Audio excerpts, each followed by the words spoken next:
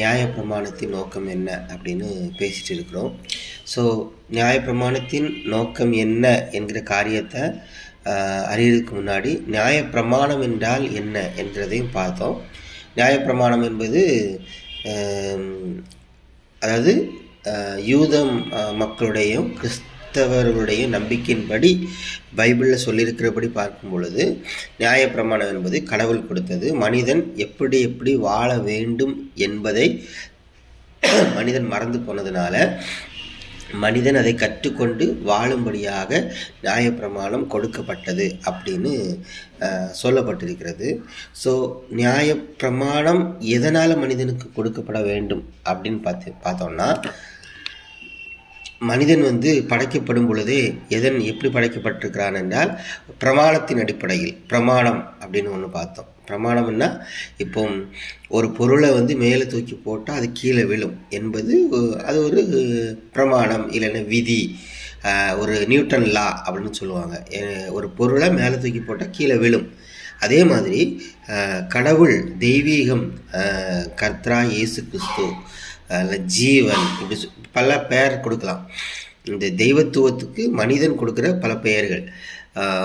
So அந்த தெய்வீகம் மனிதனை படைக்கும் பொழுது மனிதன் இப்படி தான் வாழணும் என்கிற ஒரு முறையும் அவனுக்கு வைக்கப்பட்டிருந்தது.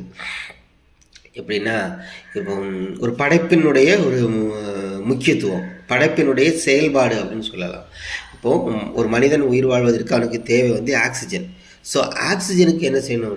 டெய்லியும் கடவுள் மனிதனுக்கு இவ்வளோ ஆக்சிஜன் தேவை என்று கடவுள் செஞ்சிட்ருக்கிறாரா, ஆக்சிஜனை கொடுத்துட்ருக்கிறாரானா அப்படி கிடையாது.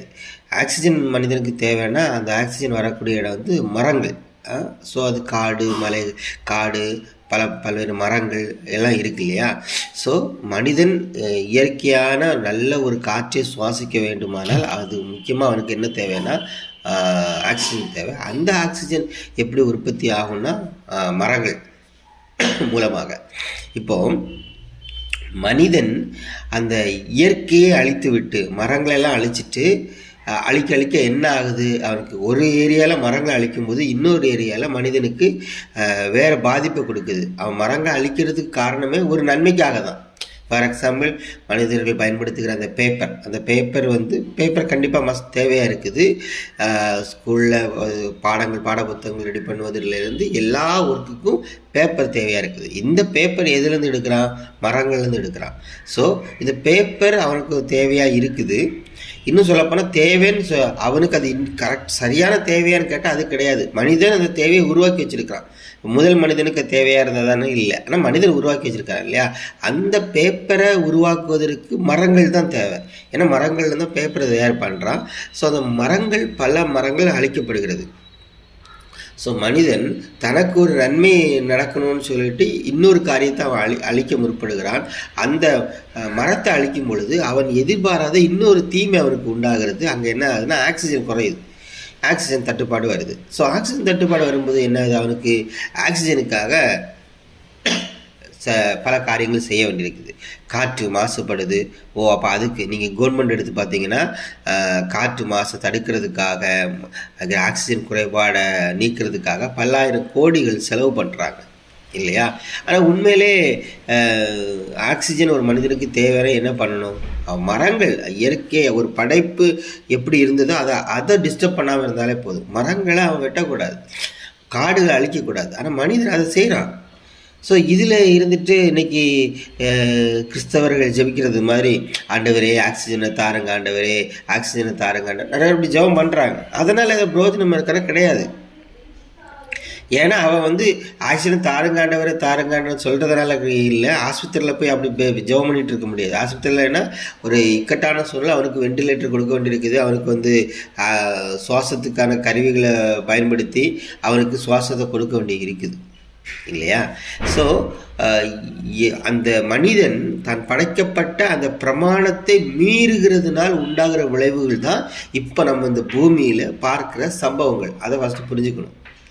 இது கடவுள் மனிதனை செஞ்சிட்டாரு, மனிதன் பாவம் பண்ணதுனால கடவுள் தண்டிச்சிட்டாரு அப்படின்னு பொதுவாக எல்லா மனிதனுடைய, அதாவது கடவுள் நம்பிக்கை இருக்கக்கூடிய மனிதர்களுக்கு இப்படி ஒரு நம்பிக்கை இருக்குது. என்னென்னா மனுஷன் பாவம் பண்ணிட்டா அதனால கடவுள் தண்டிச்சிட்டாரு. அப்படி கிடையாது.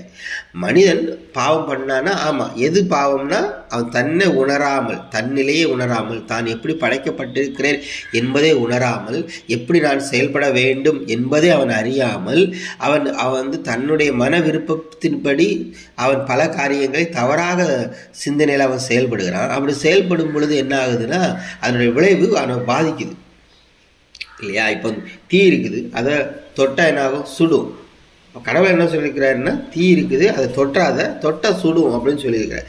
இவன் போய் தொடுறான்னு வைங்களேன், தொட்ட பிற்பாடு அவனுக்கு சுடுது, அதில் புண்ணு வருது, கொப்பளங்கள்லாம் வருது. இப்போ அவன் என்ன நினைக்கிறான்னா, கடவுள் சொல்லிட்டாரு தொடக்கூடாதுன்னு, தொட்டா சூடுன்னு சொன்னார், ஆனால் நான் அதை தாண்டி தொட்டுட்டேன், தொட்டதுனால சூடு கடவுள் வச்சிட்டாரு, கர்த்தர் சூடு வச்சிட்டாரு அப்படின்னு மனிதனுடைய சிந்தை போகுது.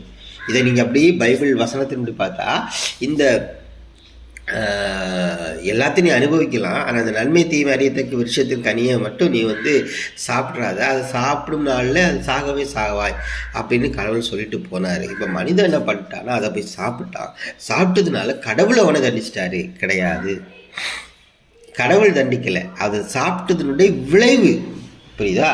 ஒரு தீயை தொடக்கூடாதுன்னு சொன்னார், ஆனால் அவன் தொட்டதுனால் உண்டான விளைவு, அதில் புண்ணு வருது, அது கொப்பளம் வருது, அதில் சீல் வடியுது, அது அவனுக்கு தோல் பாதிக்குது, அப்படி பல காரியங்கள் வருது இல்லை. இதை தான் இயேசு கிறிஸ்து கடவுளே வந்து சொல்கிறாரு, நான் சாப்பிடக்கூடாதுன்னு சொன்ன அந்த பழத்தை, அதாவது நன்மை தீமை அறிவுக்குள்ளாக நீ போனியா, அது வந்து உன்னை இப்படிலாம் கஷ்டப்படுத்தும். அந்த அறிவுக்குள்ளே போகும் பொழுது உன்னை சுயமாக செயல்பட முடியாது, அந்த அறிவே உன்னை கஷ்டப்படுத்தும், உன்னை வேதனைப்படுத்தும், நீ வந்து சிந்தி அளவில் பயங்கரமாக பாதிக்கப்படுவேன், அது உன்னை வாழ வைக்காது என்கிற காரியத்தினுடைய ஒரு காரியம்தான் நீங்கள் 3ஆம் அதிகாரத்தில் பார்க்கிறது. ஸோ மனிதன் பிரமாணத்திலிருந்து அவன் மீறும்போது, அதாவது தான் இயற்கையாக படைக்கப்பட்ட அந்த நிலையிலிருந்து, தன்னிலையிலிருந்து அவன் மாறும் பொழுது அவன் வந்து இயல்பாய் வாழ வேண்டிய வாழ்க்கையை இழக்கிறான். அதாவது தெய்வீக வாழ்க்கையை, ஜீவனுள்ள வாழ்க்கையை அவன் இழக்கிறான். இழக்கிறதுனால அவனால் அந்த என்ன சொல்கிறது, சந்தோஷம், சமாதானம், இப்படி பல வார்த்தைகள் சொல்கிறோம் இல்லையா, இதெல்லாம் அவனால் அடைய முடியல. ஸோ இப்போ நீ அந்த சந்தோஷம் சமாதானம் அடையணும்னா நீ என்ன பண்ணணும் அப்படின்னு திருப்பி ஒரு கட்டளை கொடுக்குது. பிரமாணத்தில் மீறினதுனால, பிரமாணத்திலேருந்து வழி விலகுனதுனால அவனுக்கு ஒரு கட்டளை கொடுக்கப்படுகிறது. அதாவது மனிதனுடைய படைப்பு, நான் ஏற்கனவே இதெல்லாம் சொன்ன காரியம்தான், இயற்கையாகவே மனிதன் அன்பு செலுத்தக்கூடிய நிலையில் தான் மனிதன் இருக்கிறான். இப்போ நீங்கள் இப்போ சென்னையாக இருக்கட்டும், தூத்துக்குடி, திருநெல்வேலி, கன்னியாகுமரி மாவட்டமாக இருக்கலாம், சமீபத்தில் ஏற்பட்ட வெள்ளம் பயங்கரமாக அடிச்சு இல்லையா? அப்போ நீங்கள் பாருங்கள், நிறைய மக்கள் உதவி செய்கிறாங்க. இப்போ ஸ்ரீவைகுண்டம் அப்படின்னு கோவில்பட்டிக்கும் மதுரைக்கும் நடுவில் இருக்குது, அங்கே வந்து தூத்துக்குடிக்கும் கோவில்பட்டிக்கும். அப்போ அங்கே வந்து ஸ்ரீவைகுண்டம் ஒரு ஏரியாவில் ட்ரெயின் ஸ்டாப் ஆகிடுச்சு மழையினால். அங்கே உள்ள மக்கள் எல்லாம் பயந்துட்டாங்க. இன்னும் சொல்லப்போனால் இனி சென்னைக்கு போய் சேருவாங்கிற நம்பிக்கை யாருக்குமே கிடையாது, அந்தளவுக்கு பயந்துட்டாங்க. எங்கும் இருட்டு, எங்கும் வெள்ளம் ஏறிட்டே வருது, மரண பயம், சாப்பாடு இல்லை, பிள்ளைகள் கஷ்டப்படுறாங்க. இந்த நேரத்தில் அவங்களுக்கு உதவி செய்தது வந்து யாருன்னா பக்கத்து கிராமத்தில் இருக்கிறவங்க. அந்த கிராமத்தில் இருக்கிறவங்களுக்கும் தண்ணினால் நிறைய பாதிப்பு இருக்குது, உண்மைதான். ஆனாலும் அந்த கிராமத்து மக்கள் அவங்களுக்கு உதவி செய்கிறாங்க. ஸோ தங்களிடத்தில் இருந்த தங்களுக்கே தேவை இருக்குது, அந்த கிராமத்து மக்களுக்கு நிறைய தேவை இருக்குது, ஏன்னா அவங்க வெள்ளத்தில் இருக்கிறாங்க. ஆனால் அவங்க முதலாவது என்ன பண்ணுறாங்கன்னா, இல்லை நீங்கள் சாப்பிடுங்க, பிள்ளைகள் சாப்பிட்டோன்னா அவங்களுக்கு 2 நாள் 3 வேளை சாப்பாடு திருப்தியாக கொடுக்குறாங்க. இப்போ இந்த மக்கள் வந்து கடைசி ஒரு 3ஆவது நாள் தான் என்ன பண்ணுறாங்கன்னா, நியூஸ் சேனல்லாம் வராங்க, பேட்டியெல்லாம் கேட்குறாங்க.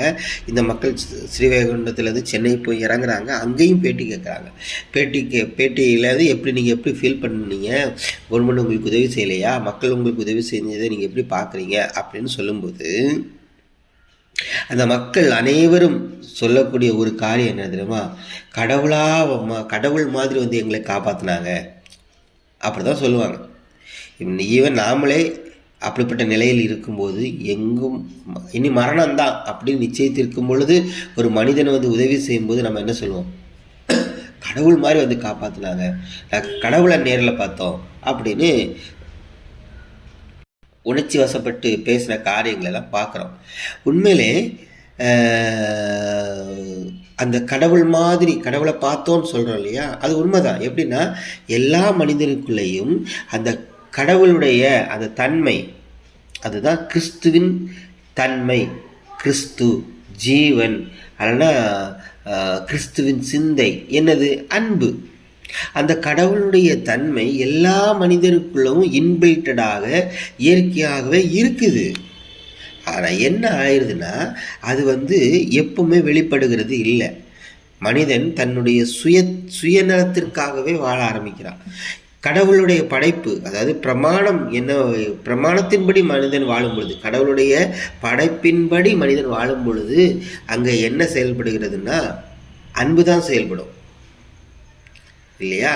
ஆனால் மனிதன் பல்வேறு சிந்தைகளுக்கு உட்பட்டு பாவங்களுக்கு அடிமையாக்கப்பட்டு அப்படி போகிறதுனால அவனால் அந்த இயல்பான அந்த நிலை, அன்புங்கிறது வந்து ஒரு சூப்பர் நேச்சுரல் பவர்லாம் கிடையாது, இயல்பாக அந்த மனிதனுக்குள் இருக்கக்கூடிய ஒரு கேரக்டர் தான். இப்போ நீங்கள் அது ஸ்ரீவைகுண்டமாக இருக்கலாம், இல்லைனா தூத்துக்குடியிலலாம் இப்போ நிறைய பேர் ஹெல்ப் பண்ணுறாங்க. இதெல்லாம் வந்து அவங்களுக்கு வந்து எப்படி சொல்கிறது, ஒரு பிரசங்கத்தை கேட்டு கிறிஸ்தவ மெசேஜெல்லாம் கேட்டு அப்படி உள்ள உருகி போய் கொடுக்குறாங்களா? கிடையாது. அவங்க பார்க்குறாங்க, அவங்களுக்கு இயல்பாக உதவி செய்யணுங்கிற ஒரு எண்ணம். அதெல்லாம் எங்கிருந்து வந்து அன்புங்கிற ஏரியா தான் வருது. தேவன் அன்பாகவே இருக்கிறார். அந்த அன்பு அவங்களுக்கு இருக்கிறதுனால தான் அவங்க செயல்படுறாங்க. இப்போ அந்த அன்பை ஒருத்தன் கொடுக்குறான், இன்னொருத்தன் என்ன பண்ணுறான்? அன்பை பெற்றுக்கொள்கிறான்.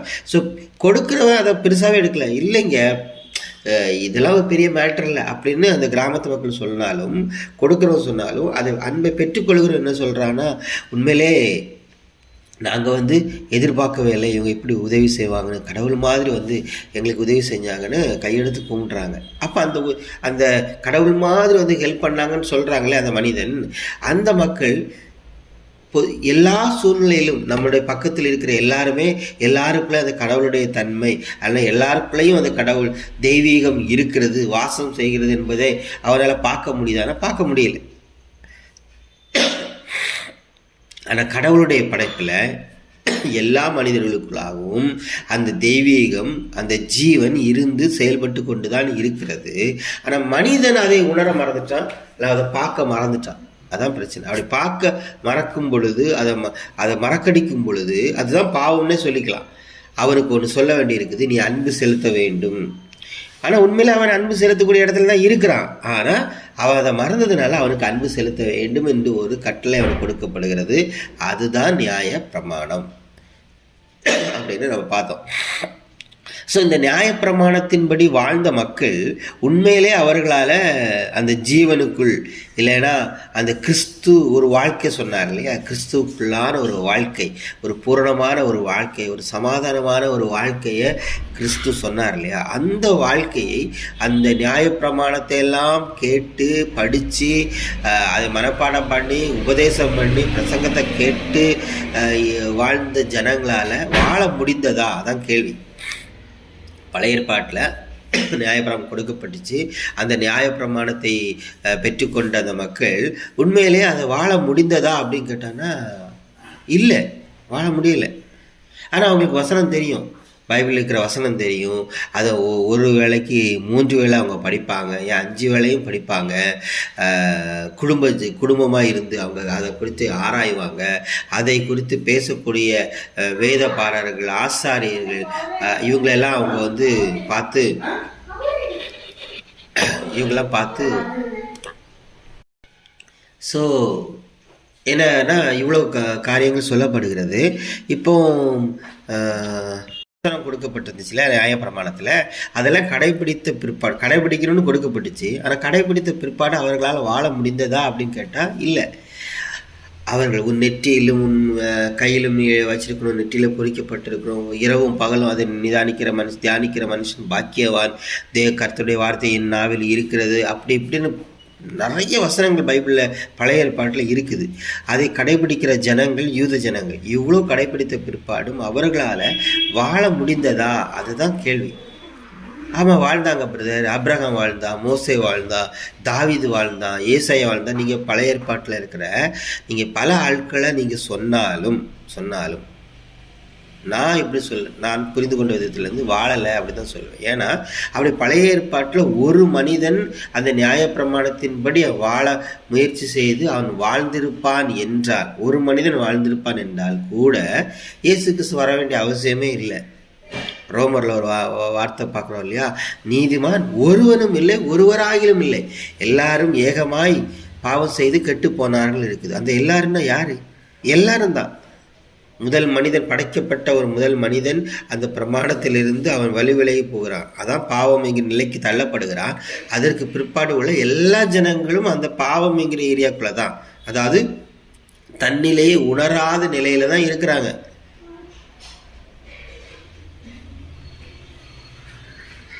அந்த உணராத நிலையில் இருக்கக்கூடிய அந்த மக்கள் கடவுள் பேசின வார்த்தைகளே அவர்கள் முழுமையாக கை கொள்ள முடிந்ததான்னு கேட்டால் முடியலை. அவங்களால முடியலை.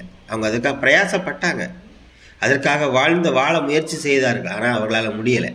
அப்படி முடியாத பட்சத்தில் தான் என்ன ஆகுதுன்னா, இயேசு கிறிஸ்து ஒரு காரியத்தை செய்கிறார். அவரால் முடியாத காரியத்தை அவர் முடிய பண்ணுகிறார். முடியாததை முடிய பண்ணுகிற கர்த்தராக அவர் இருக்கிறார். இப்போ ஏன் இவனால் முடியலை அப்படின்னு கேட்டால், அந்த வசனங்கள் தப்பாப்போம் கிடையாது. வசனங்கள், பைபிளில் ஒரு வசனம் இருக்கும், நியாயப்பிரமாணம் அது ஆவியாக இருக்கிறது, அது பரிசுத்தமாக இருக்கிறது அப்படின்ட்டு இருக்கும். ஸோ நியாயப்பிரமாணம் வசனம் சொன்னேன் இல்லையா, இந்த வசனம் ஆவியாக இருக்கிறது. ஓகே, இப்போ கேள்வி என்னன்னா, ஆவியாக இருக்கக்கூடிய வசனத்தை ஆவியான நிலையில் இருக்கக்கூடிய மனிதன் தான் புரிந்து கொள்ள முடியும், அதன்படி நடக்க முடியும். ஆனால் மனிதன் எந்த நிலையில் இருக்கிறான் தெரியுமா? மாம்சத்துக்குரிய நிலையில் இருக்கிறான். இதுதான் பாயிண்ட். வசனம் ஆவியாக இருக்கிறது, ஆனால் மனிதன் எப்படி இருக்கிறான்னா மாம்சத்துக்குரிய நிலையில இருக்கிறான். வசனம் ஆவிக்குரியதாக இருக்கிறது, மனிதன் மாம்சத்துக்குரியவனாக இருக்கிறான். அதனால தான் அந்த ஆவிக்குரிய பிரகாரமாக இருக்கக்கூடிய அந்த வசனத்தை அவன் எத்தனை முறை கேட்டாலும், எத்தனை பிரசங்கங்கள் கேட்டாலும், எத்தனை தீர்க்க தரிசனங்கள் கேட்டாலும் அவனால் வாழ முயற்சி செய்து அவன் 10 வசனம் கேட்டு 10படி வாழ வேண்டும் என்று அவன் செயல்படுகிறான். ஆனால் 8ல் பாஸ் ஆகிடுறான், 2ல் ஃபெயில் ஆகிடுறான். இல்லை, அவனால் முயற்சி செய்து எப்படியாவது வாழ்ந்து விட வேண்டும் என்று பல்வேறு முயற்சிகளை செய்தாலும் அவனால் பூரணமான வாழ்க்கை, நான் சொல்கிறது 99.99% வெற்றியுள்ள வாழ்க்கை இல்லை, 100% வெற்றியுள்ள வாழ்க்கை, பூரணமான வாழ்க்கை, சமாதானமான வாழ்க்கை, இளைப்பாறுதலான வாழ்க்கை, பயமில்லாத வாழ்க்கை அவனால் வாழ முடிகிறதா என்றால் மனிதனால் வாழ முடியவில்லை. ஏன் வாழ முடியவில்லை என்றால் அவன் மாம்சத்துக்கு உரியவனாக இருக்கிறான், மாம்ச சிந்தையில் செயல்படுகிறவனாக இருக்கிறான். மாம்ச சிந்தை பாவம் மரணத்தை கொடுக்கும் அப்படின்னு இருக்குது. இன்னொரு ஏரியாவில் மாம்ச சிந்தை மரணம், ஆவின் சிந்தையோ ஜீவனும் சமாதானமாக இருக்கிறது. ஸோ வேத வசனங்கள் ஆவியாக இருக்குது, தெய்வ வார்த்தைகள் ஆவியாக இருக்குதுன்னு சொல்கிறோம். ஆனால் மனிதன் மாம்சத்தில் இருந்தாலும் எப்படி கனெக்ட் ஆகும்? கனெக்ட் ஆகாதுல்ல. ஒரு திடப்பொருளும் திரவ பொருளும் எவ்வளோதான் மிக்ஸ் பண்ணாலும் கனெக்ட் ஆகாது, பிரிஞ்சு தான் இருக்கும். திரவமும் இணைக்கப்பட்டிருந்தால்தான் அது சேர்ந்தால்தான் ஒன்றாக இணைக்கப்படும். இப்போ ஆவிக்குரிய நிலையில் இருக்கக்கூடிய தேவனுடைய வார்த்தை மாம்சத்துக்குரிய நிலையில் இருக்கக்கூடிய மனிதனுடைய சிந்தை எப்படி கனெக்ட் ஆக முடியும்? புரிந்து கொள்ள முடியல. எப்படி புரிந்து கொள்ள முடியலன்னா, அவன் கடவுளை குறித்ததான அவனுடைய சிந்தை தவறாக போய்கொண்டிருக்கிறது. அவன் கையில் பைபிள் இருக்குது, அவங்க கையில் வேதம் இருக்கிறது, அவனுடைய கையில் வசனங்கள் இருக்கிறது, எல்லாமே இருந்து கொண்டாலும் அவனால் தெளிவாய் தெய்வீகத்தை குறித்த, கிறிஸ்துவை குறித்ததான தெளிவான சிந்தை இல்லை. யாருக்கு பிரதர் இல்லை அப்படின்னு கேட்டோம்னா யாருக்குமே இல்லை. ஆபிரகாமுக்கு கிடையாது, மோசைக்கு கிடையாது, தாவீதுக்கு கிடையாது. பழைய ஏற்பாட்டில் தீர்க்க தரிசனங்கள்லாம் சொன்னாங்களே, ஏசாயா தீர்க்கதரிசி, எரேமியா தீர்க்கதரிசி, எசேக்கியேல் தீர்க்கதரிசி, சாமுவேல், இவங்க எல்லாருமே அந்த தெய்வீகத்தை குறித்து தெளிவான பார்வை அவர்களுக்கு இருந்ததான கிடையவே கிடையாது. தெய்வீகத்தை குறித்து, கிறிஸ்துவை குறித்து, ஜீவனை குறித்ததான தெளிவான பார்வையை, தெளிவான காரியத்தை சொன்னது யாருன்னா இயேசு கிறிஸ்து மட்டும்தான். அதான் எப்ரேயரில் ஒரு வசனம் இருக்கும், 4:1 நினைக்கிறேன். பங்கு முற்காலத்திலே பங்கு பங்காகவும் வகையாகவும் பிதாக்களுக்கு திருவுளம் பற்றின தேவன் கடைசி காலத்து குமாரன் மூலமாக முழுமையாக வெளிப்படுத்தினார் அப்படின்னு வரும். பழைய ஏற்பாட்டில் ஆபிரகாம், ஈசாக்கா இருக்கலாம், மோசையா இருக்கலாம், பழைய ஏற்பாட்டு பரிசுத்தவான்கள் என்று சொல்லப்படுகிறவர்கள் தெய்வீகத்தை முழுமையாக புரிந்து கொண்டார்களா என்றால் இல்லை, புரிந்து கொள்ளவில்லை. அப்போ புரியவே இல்லையா அவங்க அப்படி கேட்டால் அப்படியும் கிடையாது. அவர்கள் புரிந்து கொண்ட விதம் அறகுறையான ஒரு புரிந்து கொள்ளுதலாக இருந்தது. அப்படிதான். இது எல்லாராலும் ஏற்றுக்கொள்ள முடியாது. அதுக்கு நான் பைபிள் நான் அவுட் ஆஃப் பைபிள் அங்கேயே நான் போகல, பைபிளுக்குள்ளே இருந்தே நான் சில காரியங்களை சொல்கிறேன். அவர்கள் முழுமையாக தெய்வீகத்தை புரிந்து கொள்ளவில்லை. அதுக்கு ஒரு எடுத்துக்காட்டு சிம்பிளாகவே சொல்கிறேன்னு, எப்படி சொல்லலாம், குஷ்டரோகி பழைய ஏற்பாட்டில் பார்த்தீங்கன்னா அந்த குஷ்டரோகம் பிடித்த ஒரு நோயாளி சபைக்குள்ளே வரக்கூடாது, அவன் பாலத்துக்கு புறம்பாக இருக்கணும், ஏன்னா அவன் தீட்டுள்ளவன் அப்படின்னு பைபிளில் இருக்குது இல்லையா? கேள்வி என்னன்னா, கடவுளால் படைக்கப்பட்ட ஒரு மனிதனுக்கு ஒரு வியாதி வருகிறது. அந்த வியாதி வந்ததுனால அவன் சபிக்கப்பட்டவனா? கடவுள் அவனை சபிச்சதுனால தான், இல்லைன்னா ஏதோ ஒரு பாவம் செய்ததுனால தான் அவனுக்கு வியாதி வந்ததா? ஏன்னா இன்னைக்கு கிறிஸ்தவத்தில் அந்த பிரசங்கம் நிறைய ஓடுது. கிடையவே கிடையாது. ஆனால் பழைய ஏற்பாட்டில் என்ன இருக்குன்னா, குஷ்டரோகம் என்கிற வியாதி எதனால் வந்ததுன்னா அவன் செய்த பாவத்தின் விளைவினால தான் அவனுக்கு வந்துச்சு. அவன் பாவம் செஞ்சால் அந்த பாவத்திற்காக கடவுள் அவனை தண்டித்து விட்டார், கடவுள் அவனை சபித்து விட்டார். அந்த சாபத்தின் விளைவாக, பாவத்தின் விளைவாகத்தான் அவனுக்கு குஷ்டரோகம் வந்தது. அதனால் அவன் சபையை விட்டு வெளியே இருக்கணும், பாளையத்துக்கு புறம்பே இருக்கணும்னு ஒதுக்கி வச்சுட்டாங்க இல்லையா? அப்படி ஒதுக்கி வச்சுட்டு அவனே என்ன சொல்கிறான்னா, இப்படி ஒதுக்கி வைக்க சொன்னதே கடவுள் தான்ப்பா அப்படின்னு சொல்கிறான். புரியுதா உங்களுக்கு? இப்போ நீங்கள் பாருங்கள், கொஞ்சம் காமன் மைண்டடாக ஒரு மத வெளியில் பார்க்காம ஒரு பொதுவான மனநிலையில் கடவுள் என்பவர் தெய்வீகம், கர்த்தர் இயேசு கிறிஸ்து ஒரு மனிதனுக்கு வருகிற அந்த வியாதியை பார்த்து அவனை தள்ளி வைப்பாரா? இல்லை அவன் செய்த பாவத்தை பார்த்து அவனுக்கு வியாதியை கொடுப்பாரா? இப்படி வைங்க. அவர் பாவமே பண்ணிட்டான், அதனால அவனுக்கு வியாதியை கொடுப்பாரான்னா கிடையாது. கண்டினியூஸ் சிகரெட் அடிக்கிறான், கேன்சர் வரும்பா அப்படின்னு சொல்கிறாங்க டாக்டர்ஸு, மக்கள் சொல்கிறாங்க. அதே ஒரு பாஸ்டர்னு சொல்லுவாங்க, நீ கண்டினியூவாக சிகரெட் அடித்தா அவனுக்கு கேன்சர் வரும், கடவுள் தண்டிப்பாருன்னு சொல்கிறாரு. ஒரு கட்டத்தில் அவனுக்கு கேன்சர் வந்துடுது. இப்போ கேள்வி என்னென்னா, சிகரெட்டு குடிக்கிறதுனால அவனுக்கு கேன்சர் வந்ததா, இல்லை சிகரெட்டு குடித்ததுனால கடவுள் அவனை தண்டித்து அதனால் அவன் கேன்சர் வந்ததா? கிடையாது. சிகரெட்டு குடித்ததுனால அவனுக்கு கேன்சர் வந்தது, அவ்வளோதான், சிம்பிள். அதான் சொன்ன பிரமாணத்தை மீறுகிறதுனால உண்டாகிற விளைவுகள் இதெல்லாம். இப்போ நம்ம பார்க்கறது எல்லாமே பாவத்தின் விளைவுகள். பாவம் என்கிற ஒரு காரியம் இருந்தது, இப்போ நம்ம பார்க்கறதெல்லாம் பாவத்தின் விளைவுகள். பாவம் என்பது மனிதன் தன் தெய்வீகத்தை தவறாக புரிந்து கொண்டது தான் பாவமே. ஸோ தெய்வீகத்தை தவறாக புரிஞ்சதுனால மனிதன் செய்கிற செயல்கள் எல்லாம் பாவத்தின் விளைவுகளாக மாறிச்சு, எல்லாமே தப்பாக மாறிடுது.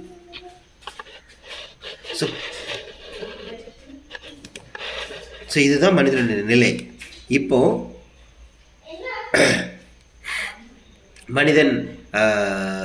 மனிதனுடைய நிலை எவ்வளவு வசனங்கள், எவ்வளவு காரியங்களை கேட்டாலும், எவ்வளவு பிரசங்கங்களை கேட்டாலும் அவனால் வாழ முடியலை. இது எந்த மனிதனை குறித்து நான் பேசுகிறேன்னா, பொதுவாக எல்லா மனிதர்களாக இருந்தாலும் நம்முடைய பார்வைக்கு தெரிந்து யூதர்கள் அவ்வளவு வசனங்கள், வார்த்தைகள், ஜெபங்கள், ஆராதனைகள், உபவாசங்கள், காணிக்கை, அது இது எவ்வளவு பண்ணாலும் அவனால் வாழ முடியலை. அதனால தான் அந்த யூத ஜனங்களை பார்த்து இயேசுன்னு சொல்கிறாரு, வருத்தப்பட்டு பாரம் சுமக்கிறவர்களே நீங்கள் எல்லாரும் என்னிடத்தில் வாருங்கள். அவர் போய் நின்று சமாரியாவை பார்த்து சொல்லலை, இல்லை அமெரிக்க மக்கள், ஏன்னா வேதம் இல்லாத யூதனுடைய பார்வையில் புறஜாதின்னு இருக்கு இல்லையா, கடவுளுடைய பார்வையில் கிடையாது, யூதனுடைய பார்வையில் அந்த புறஜாதிகளுக்கு போய் அவர் சொல்லலை. அவர் வேதம், பைபிள், ஆராதனை, ஜெபம் என்று சொல்லி கொண்டிருந்த யூத ஜனங்களை பார்த்து தான் சொல்கிறாரு, வருத்தப்பட்டு பாரம் சுமக்கிற நீங்கள் என்கிட்ட வாங்க, நான் உங்களுக்கு இளைப்பாறுதல் தர்றேன், என்னுடைய நுகம் உங்களுக்கு லகுவாக இருக்கும் அப்படின்னு சொல்கிறார். ஸோ நான் இதுக்கு ஏன் இதை இவ்வளோ டீட்டெயிலாக சொல்கிறேன்னா, நியாயப்பிரமாணம் அவனுக்கு கொடுக்கப்படுகிறது. ஆனால் அந்த நியாயப்பிரமாணம் அவனுக்கு விடுதலை கொடுக்கல. அதுதான் சொல்ல வரேன். நியாயப்பிரமாணம் அவனை வந்து மீண்டும் மீண்டும் அவனை வந்து நிறைய அதை செய், இதை செய்யாத, இதை செய்யாத அப்படின்னு செய்யாத என்று பல்வேறு கட்டளைகளை அவனுக்கு கொடுத்து கொண்டே இருக்குது. இன்றைக்கும் நாம் பார்க்கிறதான கேட்கிறதான பிரசங்கங்களில் 99% பிரசங்கமும் இப்படி தான். நீங்கள் இப்படி செய்தால் கர்த்தர் உங்களை ஆசீர்வதிப்பார், இப்படி செய்தால் கர்த்தர் உங்களை வழி நடத்துவார், இதை நீங்கள் இப்படி இருந்தால் கர்த்தருடைய சத்தத்தை கேட்கலாம், அப்படி இருந்தால் கர்த்தர் இப்படி நடத்துவார் அப்படின்னு நீங்கள் இப்படி இருந்தால் தான் கர்த்தர் செய்வார் என்கிற ஒரு ஏரியாவுக்கு அவங்களுக்கு சொல்கிறாங்க. மனிதர்களும் என்ன பண்ணுறாங்கன்னா, ஆமாம் நான் கொஞ்ச நாள் இப்படி தப்பாக தான் இருந்தேன், நான் இனிமேல் ஒழுங்காக வாழணும், அப்போ தான் கர்த்தர் என்கிட்ட பேசுவார் அப்படி ஒரு தீர்மானம், ஒரு முடிவு. இப்போ வருஷம் முடிய போது எல்லாரும் பல்வேறு தீர்மானங்கள் எடுப்பாங்களே, அதேமாதிரி தீர்மானம் முடிவு ஏதாவது எடுக்கிறான். அதனால் அவனால் அந்த தீர்மானத்தில் சில நேரத்தில் வெற்றி அடைஞ்சிடறான். ஃபார் எக்ஸாம்பிள், நான் பைபிளை 2 முறை ஃபுல்லாக படிச்சிருவேன்னு ஒரு தீர்மானம் எடுக்கிறான், வெற்றி அடைஞ்சிடறான். பைபிளை 2 முறை படிச்சிடறான். பைபிளை 2 முறை படிக்கிறது இல்லை, உண்மையில பைபிளுக்குள் இருக்கக்கூடிய அந்த ஆவிக்குரிய நிலையில் இருக்கிற அந்த சத்தியம் அவனுக்குள்ளாக போய் விடுதலை வாழ்வை கொடுக்கிறதா, அதுதான் மேட்டர். நான் இப்போ முன்னாடி சர்ச்சில் போகும்போது, ஊழியத்தில் இருக்கும்போது நிறைய மக்களை பார்த்துருக்கிறேன். இந்த வருஷ கடைசி ஆகும்போது சொல்லுவாங்க, நான் பைபிள் படிக்கிறேன், 2 முறை படித்து முடித்தேன், 3 முறை படித்து முடித்தேன். சபையிலையும் அதை அந்த மனிதனை பெருமைப்படுத்தி, இவர் பார்த்தீங்களா 2 முறை படிச்சுட்டாரு, 3 முறை படிச்சுட்டாருன்னு பெருமைப்படுத்தி அவனுக்கு காணிக்க இது அவனுக்கு ப்ரைஸ்லாம் கொடுப்பாங்க. அதனால் என்ன பிரயோஜனம்? பைபிளை படிக்கிறதுனால என்ன பிரயோஜனம்? ஒன்றும் கிடையாது. ஆனால் அந்த ஏன் ஒன்றும் கிடையாது சொல்கிறேன்னா, அவர் மற்ற ஒரு புக்கு படிக்கிற மாதிரி தான் படிக்கிறார். ஆனால் பைபிளுக்குள் இருக்கக்கூடிய ஆவிக்குரிய நிலையில் இருக்கிற சத்தியம், மறைக்கப்பட்டிருக்கிற அந்த ஆவிக்குரிய சத்தியத்தை எந்த அளவுக்கு புரிந்து கொண்டு அது அந்த வாழ்க்கையை அனுபவிக்கிறோம் பார்த்தீங்களா, அதுதான் சரியானது. ஆனால் பைபிளை நான் ஃபுல்லாக படித்து முடிச்சுட்டேன்னு சொல்கிறவங்களோட வாழ்க்கையை பார்த்தாங்கன்னா பயம், கவலை, கலக்கம், வேதனை, கஷ்டம், மனசஞ்சலங்கள், எரிச்சல், கோபம், விரக்தி, மன அழுத்தம் எல்லாமே இருக்குது. படித்ததுக்கு அதுதான் சொல்ல வரேன். படிக்கக்கூடாதுன்றோ படிக்கிறது தவறுன்றோ சொல்லலை. படிக்கிறதுனுடைய நோக்கம் என்ன? அப்போ நீங்கள் பழைய ஏற்பாட்டில் பார்த்தீங்கன்னா இதே நிலை தான் இருந்துச்சு. மனிதர்கள் எல்லாரும் படிக்கிறாங்க, ஆனால் அவனால் வாழ முடியலை, விளைப்பாடுதலாக வாழ முடியலை. ஸோ நியாயப்பிரமாணத்தின் நோக்கம் என்ன அப்படின்னா, மனிதன் வாழ வேண்டும் என்பதற்காக நியாயப்பிரமாணம் கொடுக்கப்பட்டதா அப்படின்னு கேட்டால் அப்படித்தான் சொல்லுவாங்க. ஆனால் அவனால் வாழ முடியலையே, அவனால் வாழவே முடியல. இல்லை பிரதர், பழைய ஏற்பாட்டில் வாழ்ந்தார்கள் என்று நாம் சொல்லி சாதிச்சோன்னு வைங்களேன். இப்போ என்னுடைய பிரசங்கத்தை வந்து கேட்குறவங்க சொல்லுவாங்க, இல்லை நீ சொல்கிற தப்பு, பழைய ஏற்பாட்டில் மோசே வாழ்ந்தார் தெரியுமா, பழைய ஏற்பாட்டில் தாவீது வாழ்ந்தார் தெரியுமா அப்படின்னு சொன்னீங்கன்னா என் பிரசங்கம் தப்பு, நான் பேசுகிறது தப்பு, இல்லை வேற ஒரு உபதேசம் அப்படின்னு என்ன ப்ளேம் பண்ணுறதுக்காக ஒன்று சொன்னோன்னா, அப்போ இயேசு வர வேண்டிய அவசியம் இல்லையே. ஈவன் ஒரு மனிதன் வாழ்ந்தால் கூட, ஒரு பானை சோற்றுக்கு ஒரு சோறு பதம்னு சொல்லுவாங்களா, அதேமாதிரி ஒரு மனிதன் வாழ்ந்தால் கூட அப்போ மற்றவங்களை, ஒரு மனுஷன் வாழ முடியுதில்லை, அப்போ மற்றவங்களாம் வாழ்ந்துக்கலாமே அப்படின்னு சொல்லிட்டு தான் கடவுள் கேட்கணும். ஆனால் ஒரு மனிதனால் வாழ முடியவில்லை என்பதனால தான் தெய்வீகமே மனிதனாக இது பூமிக்கு வந்து காட்டுது. நியாயப்பிரமாணத்தை எப்படி செயல்படுத்தணும், எப்படி நியாயப்பிரமாணத்தை வாழணும், எந்த ஏரியாவை நியாயப்பிரமாணத்தை எப்படி பார்க்கணும் என்பதெல்லாம் தெள்ள தெளிவாக தெய்வீகம் இயேசு கிறிஸ்துவாக வந்து மனித சரீரத்தில் வந்து மனிதனுக்கு காட்டினது. அவர் சொன்னார், நான் சமாதானமாக இருக்கிறேன். பிசாசு வர்றான், ஆனால் ஏன்ட்டா அவருடைய காரியம் எதுவும் என்னிடத்தில் இல்லை.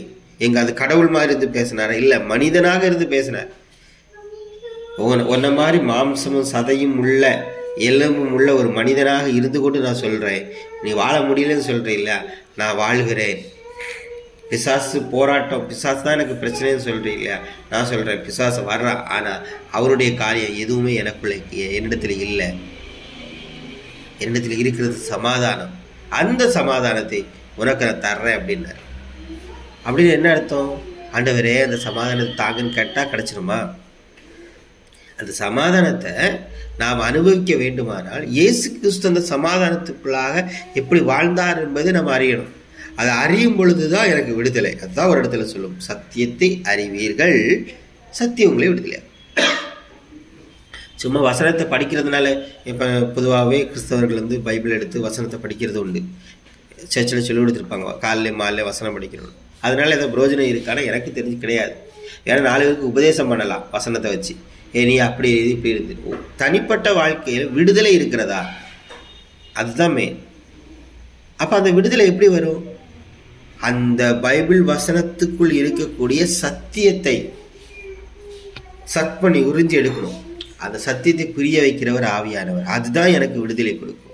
சத்தியத்தை அறிவீர்கள், அது உங்களை விடுதலையாக்கும். எப்படி அதை அறிந்து கொள்கிறோம் பார்த்தீங்களா? அந்த அறிவு தான், அறிவுன்னு சொல்றதை காட்டிலும் அந்த அறிந்து கொள்ளக்கூடிய காரியம் தான் எனக்கு விடுதலையை தரும். பழைய ஏற்பாட்டில் தெய்வீகம் பேசினதா? கடவுள் பேசினாரானா பேசினார். ஆனால் மனிதன் புரிந்து கொண்ட விதங்கள் பல காரியங்கள் தவறாக இருந்தது. ஏழை மனிதன் எப்படி இருக்கிறான்? மாம்சத்துக்குரியவனாக இருக்கிறான். அதுக்கு ஒரு சின்ன எக்ஸாம்பிள் இந்த குஷ்டரோகம் என்கிற காரியம். நீங்கள் அப்படியே நீங்கள் புதிய ஏற்பாட்டில் வந்தீங்கன்னா, அதே அந்த பழைய ஏற்பாட்டில் யூதர்களுடைய மனநிலை எப்படி இருந்ததோ அதே மனநிலை தான் யாருக்கு இருக்குதுன்னா இவனுக்கு இருக்குது, சீடர்களுக்கு இருக்குது. அதனால தான், ஏன்னா அவருடைய மனநிலை எப்படி இருக்குதுன்னா, ஒருத்தனுக்கு வியாதி வந்திருக்கிறான், ஒருத்தன் வந்தாலே அதுக்கு காரணம் என்னென்னா அவன் பாவம் பண்ணிட்டான். அந்த பாவத்தின் விளைவினால கடவுள் அவனை தண்டிச்சிட்டாரு. அதனால தான் அவனுக்கு வியாதி வந்தது. இதுதான் யூதருடைய மனநிலை. சேம் கான்செப்ட் கிறிஸ்தவர்கள், குறிப்பாக அது பெந்தோசை சர்ச்சை போகக்கூடியவங்களுடைய மனநிலை அதிகமாக இருக்குது. மாற்று மதத்திலையும் இருக்குது, இல்லைன்னு இல்லை.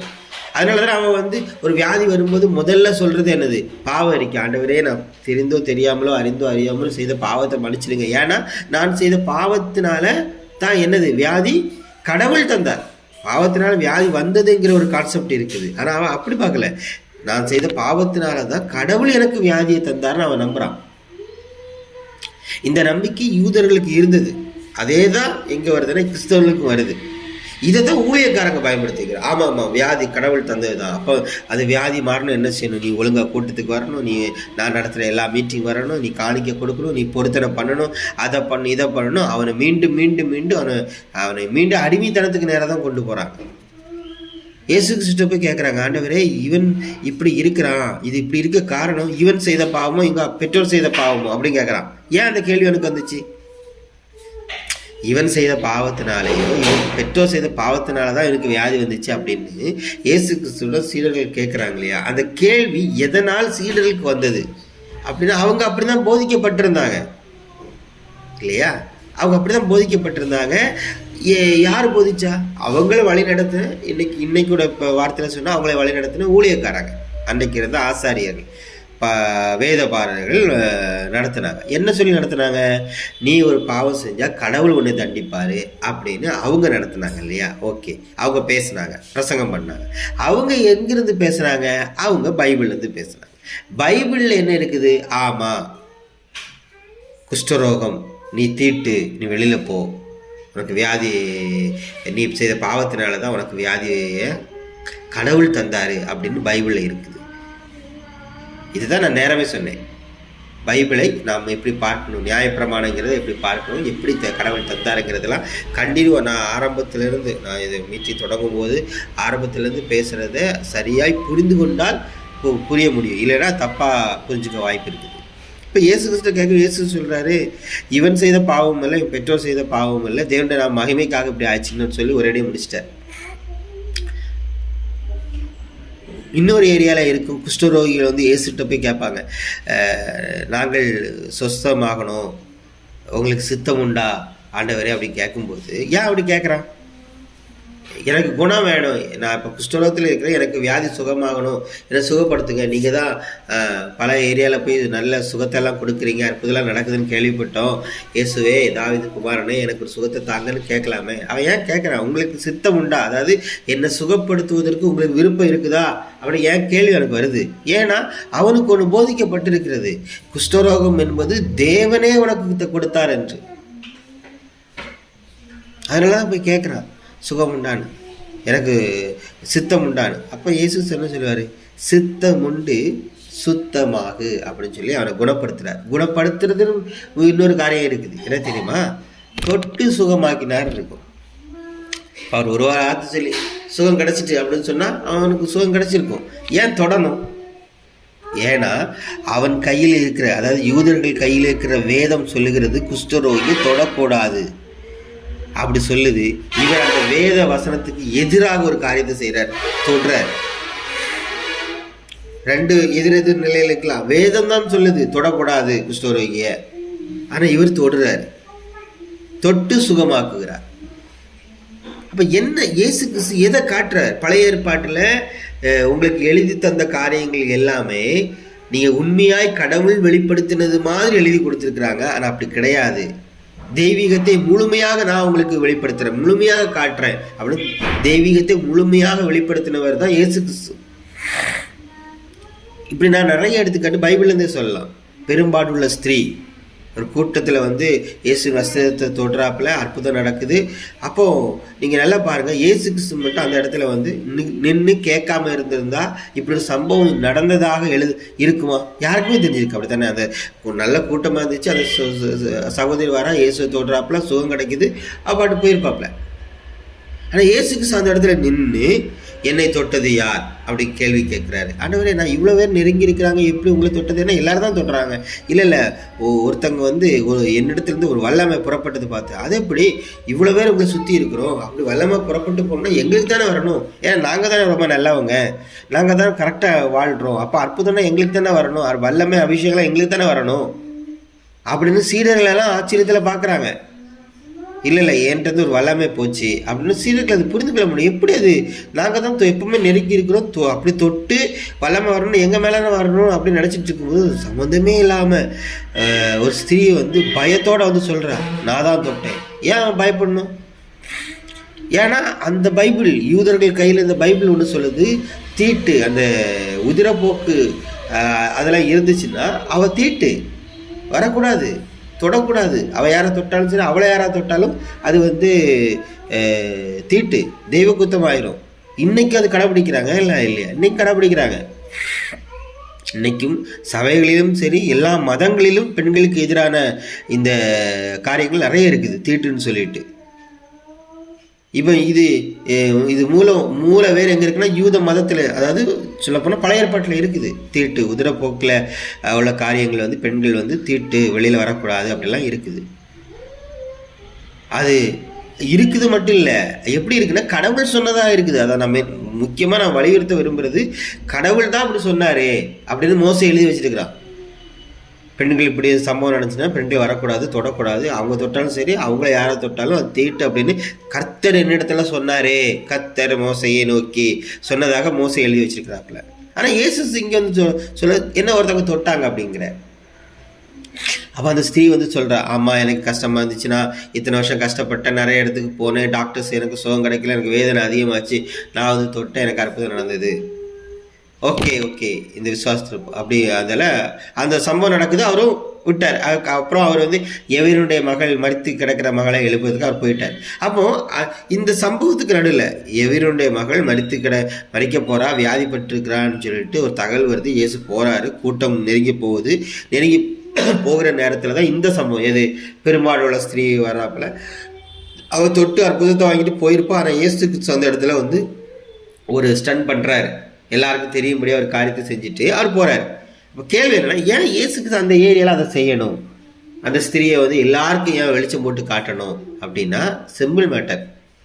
அந்த யூதர்கள்ட்ட பார்த்து அவர் சொல்கிறார், உங்கள் வேதம் நீங்கள் சொல்கிறீங்க பெரும்பாலுள்ள ஸ்திரீ உதிரப்போக்குள்ள ஸ்திரீயை தொடக்கூடாது, தொட்டா தீட்டு அப்படியே நீங்கள் சொல்கிறீங்க இல்லையா? ஆனால் நான் சொல்கிறேன், தேவ அன்பு என்ன சொல்லுதுன்னா, இல்லை எல்லாரையும் ஏற்றுக்கொள்கிறது தான் தெய்வீக அன்பு, தெய்வீகம் அப்படின்னு சொல்லி தொட்டதுனால தான் அற்புதம் நடந்துச்சுங்கிற ஏரியாவை அவர் வலியுறுத்துறார்.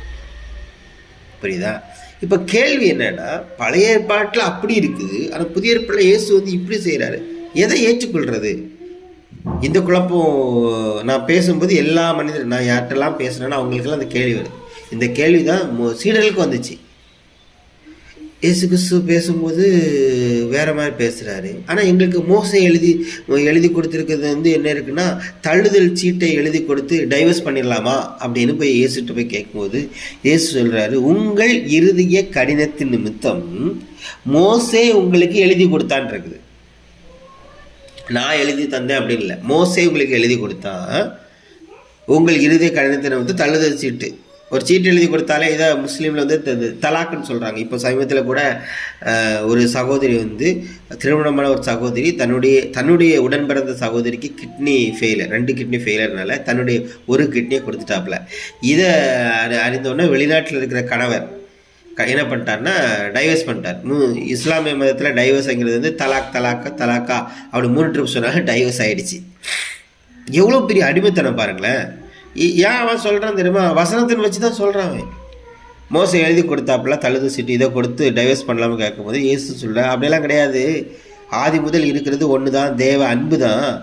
ஆனால் உங்கள் இருதயம் வந்து கடினப்பட்டு போச்சு, அதனால் மோசே உங்களுக்கு எழுதி தந்தான்னு சொன்னாரே தவிர இயேசுக்கு ஆமாம் நான் ஒரு காலத்தில் அப்படி எழுதி கொடுத்தேன், ஒரு காலத்தில் எழுதி கொடுத்தலாம் உண்மைதான். ஆனால் அது அன்னைக்கு இருந்த மக்களுக்காக எழுதி கொடுத்தேன், இன்னைக்கு வேற அப்படின்னு அப்படி சொல்லலை. ஏன்னா தெய்வீகம் என்பது எல்லா காலகட்டத்திலும் மனிதனே ஒரே பார்வையில் பார்க்குது. அன்னைக்கு ஒரு பேச்சு, இன்னைக்கு ஒரு பேச்சு. நேற்று நான் அப்படி பேசினேன், இன்னைக்கு இப்படி பேசுகிறேங்கிற நிலை கிடையாது. நேற்றும் இன்றும் என்றும் மாறாதவராக எப்போதும் இருக்கிறவராகத்தான் தெய்வீகம் கடவுள் கர்த்தர் என்கிறவர் இருக்கிறார். ஆனால் இங்கே பிரச்சனை என்னன்னா, மனிதன் கடவுளை புரிந்து கொண்ட விதங்கள் மாறுபடுகிறது. இதுதான் தெளிவாக பார்க்க வேண்டியது. மனிதன் கடவுளை தவறாக புரிந்து கொண்டதின் விளைவில் தான் பல்வேறு காரியங்கள் தவறாக புரிந்து கொள்ளப்பட்டு எழுதப்பட்டிருக்கிறது. அதை தான் நாம் புரிஞ்சுக்கணும். அதை புரியாமல் இருந்துச்சுன்னா மீண்டும் மீண்டும் என்ன சொல்லுவோம்னா, எல்லாமே கடவுள் தான் சொன்னார் அப்படின்னு சொல்லிட்டு ஏற்றுக்கொண்டு ஒரு அடிமைத்தன வாழ்க்கை நம்மளே ஏமாற்றுகிற நிலைக்கு தான் போகும்.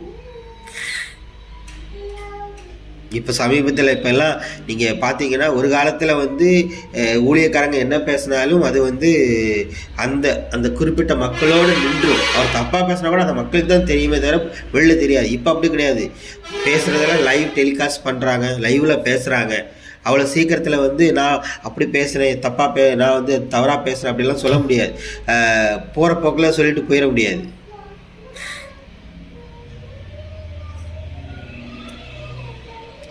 நம்ம தமிழ்நாட்டில் பார்த்தீங்கன்னா பிரசித்தி பெற்ற ஊழியக்காரன், நீங்கள் பேசின காரியம் இப்படி இருக்குதுன்னு கேள்வி வரும் பொழுது அவர் என்ன சொன்னார் தெரியுமா? நான் அப்படி சொல்லலை, ஏதாவது சொல்லியிருந்தா வருத்தம் தெரிவிக்கிறேன், மன்னிப்பு கேட்கிறேன் அப்படின்னு எனக்கு தெரிஞ்ச 2-3 முறை அவர் சொல்லியிருப்பார். இதெல்லாம் உன்னுடைய பாவத்தினால கடவுள் தான் இதை செய்தார், கடவுள் இதை செய்தார் இதை தான் திரும்ப திரும்ப திரும்ப வலியுறுத்தி பேசுகிறாங்க. ஆனால் அதை பொது வழியில் பேசிட்டு திருப்பி கேள்வி வச்சோன்னு வைங்களேன், இல்லைலாம் அப்படி பேசலை, அது அன்னைக்கு இருந்த மக்களுக்காக நான் கூட்டத்துக்குள்ளே பேசுகிறேன், யாரையாவது மனசு புண்படுத்தியிருந்தால் மன்னிச்சிருங்க அப்படின்னு சொல்லிக்கிறார். ஏன் தைரியமாக பேச முடியல? ஸ்டேஜில் வந்து நின்றுட்டு நான் கடவுளுக்காக ஜீவனை இரத்த சாட்சியாக மறிக்க ஆயத்தம் சொல்லக்கூடியவர்கள் கூட தாங்கள் பேசின காரியத்தை குறித்து கேள்விகள் வரும் பொழுது அப்படியே மறுக்கிறாங்களே. ஏன்னா அவங்களுக்கு உறுதி இல்லை, தெய்வீகத்தை குறித்து தானே தெளிவு இல்லை, அவ்வளோதான். இந்த தெளிவில்லாத இந்த ஊழியர்கள் மக்களை தெளிவில்லாமல் நடத்தும் பொழுது மக்களுக்கு குழப்பம் வருது. அது வேதனை உச்சம் எங்கே போகுதுன்னா, தனக்கு ஒரு சம்பவம் எதிர்மறையான ஒரு காரியம், அது வியாதியோ கடன் பிரச்சனையோ தோல்வியோ ஏதோ ஒரு காரியம், ஒரு திடீர் இழப்போ மரணமோ ஏதோ ஒரு காரியம் நடக்கும் பொழுது அவனுடைய மனது முதலாவது எங்கே போகுதுன்னா, ஒருவேளை நான் செஞ்ச பாவத்தினால தான் கடவுள் தண்டிச்சிட்டாரா என்கிற நிலைக்கு தான் போகுது. ஆனால் தெய்வீகத்திற்கு கடவுளுக்கும் இதற்கும் சம்மந்தமே கிடையாது. தெய்வீகம் வேற நிலையில் இருக்குது. அதை நீ புரிந்து கொள்ளாதனுடைய விளைவு தான் இப்படியெல்லாம் உள்ள காரியங்கள், கேள்வி, குழப்பம், வேதனை, கலக்கம் எல்லாம் வருது. சேம் ஊழியக்கார் இப்போ சமீபத்தில் சென்னையில் மழை பெய்தது. அதுக்கு அவர் என்ன சொல்கிறாரு, நம்ம எல்லாம் ஜெபம் பண்ணோம், போராடி ஜெபம் பண்ணனால புயல் சென்னைக்கு வராமல் வேறு மாநிலத்துக்கு போயிடுச்சு. ஓப்பன் ஸ்டேட்மெண்ட் வச்சுருக்காப்புல. இன்னைக்கு காலையில் தான் எனக்கு இங்கே இருக்கிற ஒரு சகோதரன் என்ன சொல்ல வராரு, நம்ம ஜெபம் பண்ணோம், அதனால சென்னைக்கு வர வேண்டிய புயல் வேற எங்கேயோ போயிடுச்சு, புயலை மாற்றி விட்டுட்டாரு கடவுள் அப்படிங்கிறாங்க. இது என்ன மாதிரியான கடவுள் இது? ஜெபம் பண்ணோன்னா உனக்கு வர வேண்டிய புயலை அடுத்த மாநிலத்துக்கு மாற்றி விட்டுற கடவுள், இது எப்படிப்பட்ட கடவுள்? இப்போ என்ன ஆயிடுச்சுன்னா, இது வந்து சென்னையில் வெள்ளம் நடந்து மக்கள் ஒரு நார்மல் கண்டிஷன் வர்ற அந்த டைம் பார்த்து பேசுனது, மீட்டிங்கில் பேசிட்டார். ஆனால் கடைசியில் பார்த்தீங்கன்னா அவர் எந்த மாவட்டத்திலேருந்து பேசினாரோ அவர் ஊர்லேயே வெள்ளம் வந்துட்டு இல்லையா, வெள்ளம் வந்துட்டு பயங்கரமான அழிவு, தூத்துக்குடி, திருநெல்வேலியில எல்லாம். ஏன் இதை கர்த்தர் வெளிப்படுத்தலை? கேள்வியே அதுதான். எல்லாருமே இப்போ எனக்கு தெரிஞ்சு நிறைய ஊழியக்காரங்க வாக்குத்தத்தத்துக்கு வேண்டி காத்திருந்து வாக்குத்தத்தை ரெடி பண்ணிட்டு இருப்பாங்க. அடுத்த வருஷம் கர்த்தர் அப்படி பண்ணுவார், இப்படி பண்ணுவார். ஆனால் நான் திரும்ப திரும்ப சொல்லக்கூடிய கடவுள் என்பவர் காலங்களுக்கு உட்பட்டவர் கிடையாது. காலங்கள் நேரங்கள் எல்லாம் சூரியனுக்கு கீழே இருக்கக்கூடிய காரியங்கள். காலங்கள் நேரங்கள் எல்லாம் கடவுளுக்கு உட்பட்டது கிடையாது. இதை வைத்து கடவுள் பேசுகிறவரும் கிடையாது. ஏன் ஆவிக்குரியவனாகிய நானும் இந்த சூரியனுக்கு கீழே காலங்களை பார்த்து வாழக்கூடியவனும் கிடையாது. நான் உன்னதங்களில் அவரோடு கூட உட்கார பண்ண வைக்கப்பட்டிருக்கிறேன்னு எபேசியர் 1:3 இருக்குது இல்லையா? உன்னதங்களில் அவரோடு கூட உட்கார வைக்கப்பட்டிருக்கிறோம். தெய்வீகம் என்பது காலங்களுக்கு அப்பாற்பட்டது. எனக்கு எனது நல்ல காலம் கெட்ட காலம், நல்ல நேரம் கெட்ட நேரம், புது வருஷம் பழைய வருஷம், புது மாதம் புதிய நாள் எதுவுமே கிடையாது. நான் நானாகவே இருக்கிறேன், வாழ்கிறேன். எனக்கு என்கிட்ட தெய்வீகம் கடவுள் பேசணும்னா எப்போ வேணாலும் பேசலாம். அவர் வெயிட் பண்ணி நின்றுட்டு ஒரு நாள் எல்லாத்தையும் மொத்தமாக பேசுகிறது கிடையாது. இன்னைக்கு இந்த வருஷம் முடிவில் உனக்கு இது நடக்கும் அப்படி பேசுகிற கடவுள் கிடையாது. அது தரிசித்து நடப்பது. விசுவாச வாழ்க்கை என்பது அப்படி கிடையாது. ஒவ்வொரு நாளும் அவரோடு கூட இருக்கக்கூடிய ஒரு உறவிற்குள்ளாக இருந்து ஒவ்வொரு ஸ்டெப்பாக எடுத்து வச்சு போகிறது. ஒரு காலத்தில் எனக்கு தெரியும் நல்லாவே, எந்த ஒரு சபைகளில் இந்த வாக்குத்தத்த ஆராதனை, இந்த கிறிஸ்மஸ் இது எதுவுமே வாலண்டரியாக கொண்டாட மாட்டாங்க. மற்ற சிஎஸ்சியோ ஆர்சியோ ரொம்ப திட்டி பேசுவாங்க. அதெல்லாம் தவறு, வேதத்துக்கு புறமானது. ஆனால் எதெல்லாம் வேதத்துக்கு புறமானது, வசனத்துக்கு புறமானது சொன்னாங்களோ அதையெல்லாம் மீண்டும் இந்த கிறிஸ்தவர்கள், அதுவும் இந்த ஆவிக்குரியவர்கள் சொல்லக்கூடியவங்க ஃபாலோ பண்ண ஆரம்பிச்சிட்டாங்க. ஏன்னா வேறு வழி இல்லை. மக்கள் அதை விரும்புகிறாங்க. அப்போ மக்கள் விரும்புகிறத செய்யணும். அப்போ நம்மளை யாரும் கேள்வி கேட்டக்கூடாது. அப்போ பைபிளில் எங்கடா வசனம் இருக்குது அப்படின்னு பார்த்தோன்னா, பைபிளில் இவனை மாதிரியே சிந்தை உள்ளவன் தானே எழுதி வச்சிருக்கிறான். அவன் நிறைய இருக்குது. அதில் ஒரு வசனத்தை எடுத்து நாட்டில் விசேஷிக்கிறவன் கர்த்தருக்கென்று விசேஷிக்கிறான் அப்படின்னு ஒரு வசனத்தை எடுத்து வச்சுட்டு எல்லாத்தையும் கொண்டாட ஆரம்பிக்கிறான். கிறிஸ்மஸ் ஈஸ்டர்லேருந்து ஆரம்பித்து இப்போ தீபாவளிக்கு வாழ்த்துதல் சொல்ல ஆரம்பிச்சிட்டான், பொங்கலுக்கு வாழ்த்துதல் சொல்ல ஆரம்பிச்சிட்டான். இன்னும் ஃபியூச்சரில் நாட்கள் செல்ல செல்ல செல்ல தீபாவளிக்கு இவன் ஒரு அர்த்தத்தை கொடுப்பான். தெரியுமா தீபாவளி எதுக்குன்னு? அவன் தீபாவளி கொண்டக்கூடிய வேற்று மதத்தினர் ஒரு கதை சொல்லுவாங்க. நரகாசுரனை வென்றாங்க எடுத்தாங்க என்ன இவன் நீ அதுக்கு ஒரு புது கதையை அவன் சொல்லுவான். அது சிலுவையில் ஜெயிச்சாரு, இல்லை பார்வோனை அழித்தார், ஏதோ ஒரு கதையை சொல்லி தீபாவளியும் கொண்டாடக்கூடிய நிலை வருங்காலத்தை வருமா என்றால் நிச்சயமாக வரும். இன்றைக்கி வாக்கு தத்துவத்துக்கு வேண்டி எல்லாரும் வெயிட் பண்ணியிருப்பாங்க. சென்னையாக இருந்தாலும் சரி, தமிழ்நாடு மக்கள் எல்லா இடத்துலையும் வாக்கு தத்துவம் அடுத்த வருஷம் கர்த்தர் என்ன செய்ய போகிறார் அப்படின்னு காத்திருந்து ஜெபம் பண்ணுறேன் அப்படின்னு சொல்லிட்டு நிறைய ஊழியக்காரங்க வசனத்தை எடுத்துகிட்டு இருப்பாங்க. வசனம் கிடச்சிருக்கும், அது வேறு விஷயம். ஆனால் சென்னையில் நடந்தக்கூடிய இந்த வெள்ளமோ இல்லை இப்போ தூத்துக்குடியில் நடக்கக்கூடிய அழிவை பற்றி யாரும் பேசவும் இல்லை. இனி ஒரு 2 மாதம் கழிச்ச பிறகு சொல்லுவாங்க, எங்களுக்கு கர்த்தர் முன்னாமே பேசினாரே, நாங்கள் தான் சொல்லலை. பாருங்கள், தீர்க்க தரிசனம் உரைத்த நாள், தீர்க்க தரிசனம் நிறைவேறின நாள் அப்படின்னு வெக்கமே இல்லாமல் எடுத்து போஸ்ட் பண்ணுவாங்க. ஏன்னா இவன் தன்னை காட்டுறான். பார்த்தீங்களா என்கிட்ட கடவுள் சொன்னார் அப்படின்னு. உன்ட்ட கடவுள் சொன்னார்னா அட்லீஸ்ட்டு மக்கள்கிட்ட சொல்லி இப்படி ஒரு அழிவு வரப்போது கொஞ்சம் போங்கன்னு ஓப்பனாக சொல்லலாம். உனக்கு தெரிந்த மக்கள்கிட்டயாச்சும் நீ சொல்லலாம்ல. அதுவும் கிடையாது. எத்தனை அழிவு வெளியில் சொல்லப்படாத அளவுக்கு தூத்துக்குடி மாவட்டத்திலலாம் கிராமங்கள் அவ்வளோ அழிவு இருக்குது. கிராமங்கள் எல்லாம் இன்றைக்கும் வெளியில் வர முடியாமல் இருக்கிறாங்க. ஏன் அவங்க கிறிஸ்தவங்க இல்லையா? அப்போ ஏன் இப்படிப்பட்ட நிலைகள்லாம் வருது? ஏன் அப்படின்னா உண்மையிலே தெய்வீகத்தை குறித்ததான சரியான புரிதல் அவர்களுக்கு இல்லை. ஏன் அந்த சரியான புரிதல் இல்லை என்றால் அவர்கள் அந்த கடவுளை எங்கே பார்க்குறாங்கன்னா நியாயப்பிரமாணத்தில் பார்க்குறாங்க. ஆனால் நியாயப்பிரமாணம் என்பதே மனிதன் கடவுள் எனக்கு கொடுத்தார் என்று கடவுளுடைய வார்த்தையும் இருக்கிறது, மனிதன் யோசித்த காரியமும் இருக்குது. அதை அவன் சரியாக பகுத்து அவனால் பார்க்க முடியலை. இன்னும் சொல்லப்போனால் தெய்வீகத்தை சரியாக உணர முடியாத நிலையில தான் மனிதன் இருக்கிறான். அப்படிப்பட்ட மனிதன் தான் எழுதி வச்சுக்கிறான், எனது கடவுள் எழுதி கொடுத்ததா எழுதி வச்சுக்கிறான். நான் டோட்டல் பைபிளும் தவறு அப்படிங்கிற ஏரியாவில் நான் சொல்லலை, தவறாக புரிஞ்சிக்க வேண்டாம். ஆனால் இந்த குஷ்டரோகம், தீட்டு, ஒரு சில எக்ஸாம்பிள் சொன்னேன் இல்லையா, இதே மாதிரி நிறைய நான் 100 கணக்கில் என்னால் எக்ஸாம்பிள் எடுக்க முடியும். அதையும் இயேசு கிறிஸ்துவை கனெக்ட் பண்ணி இயேசு கிறிஸ்து எல்லா ஏரியாவையும் உடைத்து அவர் எதை கட்டுறாருன்னா தெய்வீகம் இப்படி கிடையாது. தெய்வீகம் என்பதனுடைய அர்த்தமே வேற என்பது அவர் ஒன்று சொல்லிட்டே வர்றார். சொல்லிட்டே வர்றது காட்டில் அவர் வந்து வாழ்ந்து காட்டிக்கொண்டே வருகிறார். ஆனால் அதை மதவாதியான யூதனால் ஏற்றுக்கொள்ள முடியலை. அதே மாதிரி தான் நான் சில காரியங்களை பேசும் பொழுது, ஆமாம் நேற்று கூட ஒரு ஊழியக்காரர் பேசும்போது அவர் சொன்னது, ஆமாம் நீங்கள் சொல்கிறது உண்மைதான், ஆனால் எப்படி அது நடக்க முடியும், எப்படி நடத்த முடியும்? இப்போ வாக்கு தத்துவம் இந்த காரியங்கள் எல்லாம் மெய்யான சத்தியத்தின்படி ஒரு ஆவிக்குரியவனுக்கு அது அவசியமே கிடையாது. ஏன்னா அவனுக்குள்ள வாக்கு தத்துவம் நாயகராக கிறிஸ்துவை அவனுக்குள்ள வசிக்கும் பொழுது அது கிறிஸ்துக்களால் வாழ்க்கையை வாழ வேண்டியதான். அவனுக்கு விசேஷமான ஒரு நாள் என்கிறதே கிடையாது. அவன் தான் விசேஷமானவன். அப்படி இருக்கும்போது வாக்கு தத்துவங்கிற காரியமே இல்லை. ஆனால் ஆமாம் இல்லை, ஆனாலும் மக்கள் விரும்புகிறாங்க, மக்கள் கேட்குறாங்க, அது சொல்லாமல் இருந்தால் எப்படிங்கிற நிலைக்கு தானே ஊழியக்காரங்க போகிறாங்க. அதனால தானே ஒரு காலத்தில் இந்த கன்னியாகுமரியில் ஒரு காலத்தில் எதெல்லாம் கிடையாது, சரி தப்புன்னு சொன்னதோ அது வேறு வழி இல்லாமல் ஏற்றுக்கொண்டு அதையும் நடத்தக்கூடிய இடத்துக்கும் வந்துட்டாங்க. கேட்டால் எல்லாத்துக்கும் ஒரு காரணம் என்னென்னா, எல்லாம் கர்த்தருக்காக செய்கிறோன்னு சொல்லி முடிப்பாங்க. ஆனால் இயேசு கிறிஸ்து இந்த காரியத்தை எல்லாம் எகென்ஸ்ட் பண்ணி அவர் பேசிகிட்டே இருக்கிறார். பண்ணி அவர் வாழ்ந்து காட்டிட்டு இருக்கும்போது யூத மதவாதிகளால் ஏற்றுக்கொள்ளவே முடியாத நிலை வருகிறது. கடைசியில் இயேசு கிறிஸ்து வெறுக்கவும் ஒதுக்கவும் அவர் கொலை செய்யக்கூடிய இடத்துக்கு வர போயிட்டாங்க இல்லையா? அதே நிலை தான் இப்பவும் நடக்குது. அந்த தெய்வீகத்தை சரியாக புரிந்து கொண்ட நிலையில், இல்லைன்னா தெய்வீகம் கடவுள் என்கிறவர் கர்த்தரா இயேசு கிறிஸ்து என்கிறவர் இப்படி தானே இருக்கிறார் அப்படின்னு சொல்லும் பொழுது அவனால் மதவாதியான கிறிஸ்தவனால் அதை ஏற்றுக்கொள்ள முடியல. அவன் வந்து என்ன சொல்கிறான்னா, இல்லை தவறுங்கிற ஏரியாவுக்கு போகிறான்.